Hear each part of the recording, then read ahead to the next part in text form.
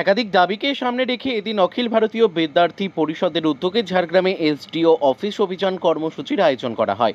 এদিন ঝাড়গ্রাম শহরের হিন্দু মিশন মাঠ থেকে শুরু হয় বিক্ষোভ মিছিল গিয়ে পৌঁছায় এসডিও অফিসে। তাদের দাবি, অবিলম্বে ছাত্র সংসদ নির্বাচন চালু করতে হবে, শিক্ষার পরিকাঠামোর উন্নয়ন করতে হবে, শাল মহুয়া গাছ কাটা বন্ধ করতে হবে এবং নারী সুরক্ষার ব্যবস্থা করতে হবে। প্রায় শতাধিক শিক্ষার্থী এদিনের মিছিলে যোগ দেন।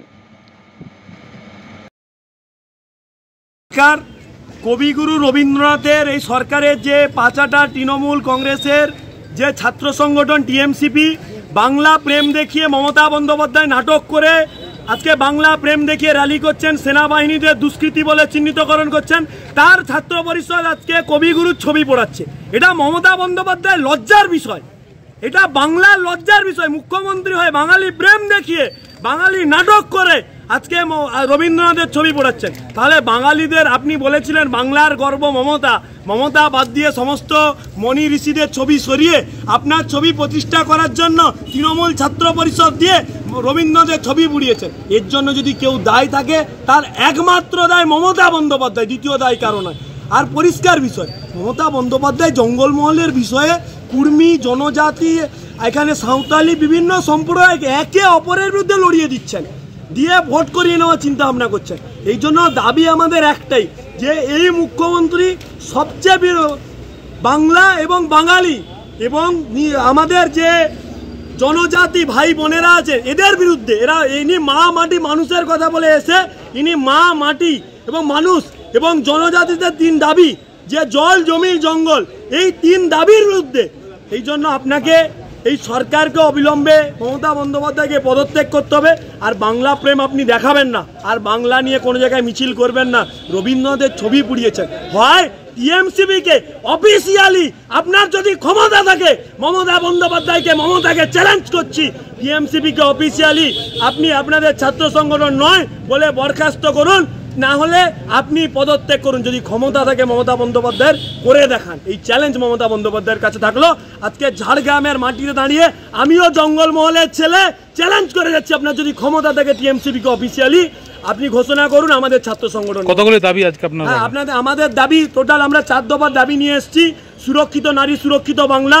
আজকে ক্যাম্পাসে ছাত্রীদের সুরক্ষা নেই। আমাদের দাবি, যেরকম মমতা বন্দ্যোপাধ্যায়ের এমএলএ এমপিগুলো তাদের পোষা দলদাস চাকরগুলো আজকে বালি থেকে শুরু করে শাল মহুয়া গাছকে পরিষ্কার করে দিচ্ছে, এই দাবি নিয়ে। আর কলেজের মধ্যে জ্যাঠা কাকা 2011 সালকে তৃণমূল সিপিএমকে সরিয়ে যে সিপিএমের বি গোষ্ঠীকে প্রতিষ্ঠা করেছেন, সেই কাকা জ্যাঠাগুলোকে বসিয়ে কতদিন রাখবেন? আর 2 দিন পর আপনাদের লজ্জা হয় না?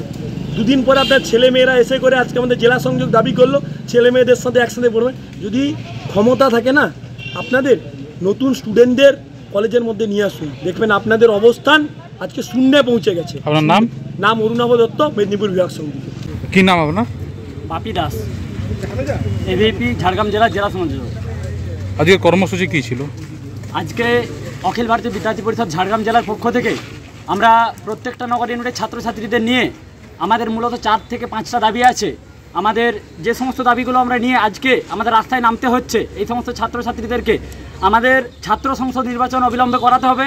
এবং প্রত্যেকেই জানেন যে বিগত কয়েকদিন আগে তৃণমূল ছাত্র পরিষদ, আমরা যাকে বিশ্বগুরু হিসেবে চিনি, ওনার ছবি পুড়িয়ে কিভাবে তারা আজকে বাংলাকে অপমান করেছেন। এদিকে ওনারা বলছেন যে বাঙালি, আজকে তাদের বাঙালিকে মেরে তারা বাঙালি প্রেম দেখাচ্ছেন, অথচ আজকে তারা কবিগুরুর ছবি পুড়িয়ে আজকে তারা কতটা নৃশংসতা এবং নিম্নতার পরিচয় দিচ্ছে।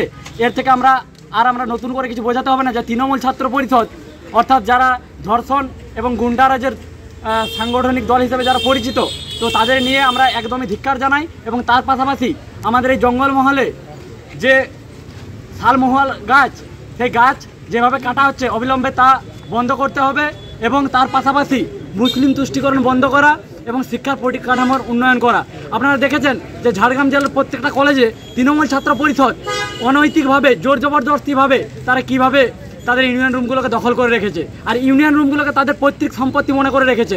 আপনারা জানেন যে হাইকোর্ট থেকে অর্ডার দেওয়ার পরেও এখনও পর্যন্ত ঝাড়গ্রাম জেলার অধিকাংশ কলেজে এই তৃণমূল ছাত্র পরিষদ জোরপূর্বক আজ তারা ইউনিয়ন রুম খোলা রেখেছে। আমরা এর প্রতিবাদেও প্রত্যেকটা কলেজ ঘেরাও করব এবং যে সমস্ত তৃণমূল ছাত্র পরিষদের দুষ্কৃতী এবং বহিরাগতরা যারা কলেজে যারা জোর জবরদস্তিভাবে কলেজকে দখল করে রেখেছে তাদের বিরুদ্ধে আমাদের আন্দোলন চলবে এবং এই ছাত্রছাত্রীরা অখিল ভারতীয় বিদ্যার্থী পরিষদের ছাত্রছাত্রীরা সদা সর্বদা ছাত্রছাত্রীদের স্বার্থে তারা লড়াই চালিয়ে যাবে। আপনাদের দাবি কি আছে? দাবি এখানে ছাত্র সংসদ নির্বাচন এবং শিক্ষার পরিকাঠামোর উন্নয়ন এবং এই শাল মহুয়ার গাছ তা কাটা বন্ধ করতে হবে এবং নারী সুরক্ষা, আমাদের পশ্চিমবঙ্গে নারী সুরক্ষার দাবিতে আমাদের আজকের এই আন্দোলন কর্মসূচি। আজকে আপনাদের এই র্যালিতে কতজন শিক্ষার্থী আজকে অংশগ্রহণ করেছে? আমাদের মূলত প্রায় 100 জনের শতাধিক আমরা অর্থাৎ শতাধিক ছাত্রছাত্রীদের নিয়ে আমরা আজকে আমরা কর্মসূচিতে অংশগ্রহণ করেছিলাম। আগামী আমরা 1.5 থেকে 2 মাস পরেই আমরা এই ঝাড়গ্রাম জেলায় আমরা ডিএম ডেপুটেশন দেবো এবং তখন প্রত্যেকটা কলেজ থেকে ছাত্রছাত্রীরা অধিক থেকে অধিকতর সংখ্যায় আমরা ডিএম ডেপুটেশন দেবো এবং সেটা আমরা আগাম জানিয়ে রাখলাম। যে সমস্ত দাবিগুলো আছে সেগুলো পূরণ না হলে তার বিরুদ্ধে আমরা গণমত আন্দোলন আমরা গড়ে তুলব। আপনার নাম? বাপি দাস। কি নাম আপনার? নমস্কার, আমার নাম সৌমেন পাল। আমি অখিল ভারতীয় বিদ্যার্থী পরিষদের ঝাড়গ্রাম জেলার প্রমুখ। আজকের কার্যক্রম কি ছিল? আজকের কার্যক্রম আমাদের মূলত তিন দফা দাবি ছিল। এক হচ্ছে যে শিক্ষার পরিকাঠামোর উন্নয়ন, 2 হচ্ছে কলেজ এবং সর্বস্তরের নারী সুরক্ষা, তৃতীয়ত হচ্ছে লিংডো কমিশনের সুপারিশ অনুযায়ী প্রত্যেক কলেজের প্রত্যেক বছরের ছাত্র সংসদ নির্বাচন এবং গণতান্ত্রিক পদ্ধতিতে ছাত্র সংসদ নির্বাচন করে তার যে মণ্ডলী তার মণ্ডলীর মাধ্যম দিয়েই কলেজ পরিচালন করানো। কতগুলি দাবি আজকে আপনারা রাখবেন? আমরা আজকে 3 দফা মূলত দাবি রাখবো। এছাড়াও যে দাবি আমাদের রয়েছে সেগুলো হচ্ছে জঙ্গলমহলের জীববৈচিত্র্য, ঠিক আছে, প্রাণীজ সম্পদ যেভাবে নষ্ট করা হচ্ছে, শাল মহুয়া যা জঙ্গলমহলের ঐতিহ্য সেগুলোকে যেভাবে নষ্ট করা হচ্ছে তা যাতে না হয় এবং এই শাল মহুয়াকে কেটে এখানে যে এই কংক্রিটের বিল্ডিং তৈরি করা হচ্ছে অবৈধভাবে তার বিরুদ্ধেও আমাদের আন্দোলন। আপনার নাম? আমার নাম সৌমেন পাল।